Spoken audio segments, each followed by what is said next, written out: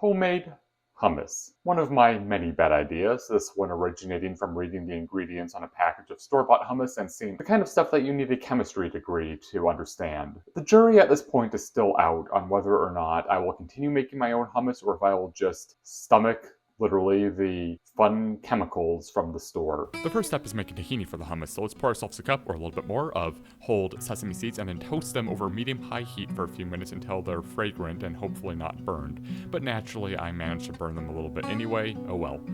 So anyway, once we have the toasted and or slightly burned sesame seeds ready, get them into the food processor, then put in earplugs because I value my hearing, and then run the food processor for about a minute or so until the sesame seeds are a crumbly paste. Then scrape down the sides and bottom of the food processor and get ready to scrape a lot during this.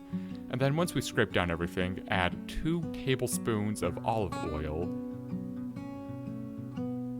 Then get the lid back on and run the food processor again and scrape and run it again and scrape and run it again and scrape and run it again and scrape until everything is relatively smooth and hopefully not too gritty. And this yields about a half cup of tahini, so let's get a quarter cup into a measuring cup and then put the remaining tahini in a jar and put it in the fridge for later use. Now get that quarter cup of tahini back in the food processor, then pour yourself a quarter cup of lemon juice, get it in there, and get the lid back on and then run the food processor and continue scraping. And then next is get a clove of garlic and mince the garlic and get it in there. And it makes no sense to mince the garlic because after all, this is going in a food processor, therefore it's going to be macerated anyway, but whatever. So now get 2 tablespoons of olive oil in there and then add a teaspoon of cumin and a few pinches of salt. And then run the food processor again for a bit until everything's mixed together.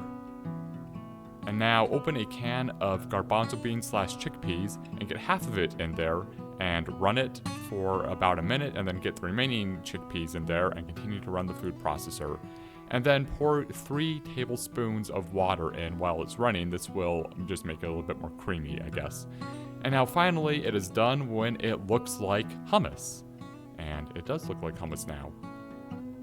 And it goes really well, discovered, garnished with green olives, peanuts, and red pepper flakes. This actually turned out so well that I'm thinking I might continue making my own hummus, even though it's a bit of a pain. But yeah, there we go. Hummus.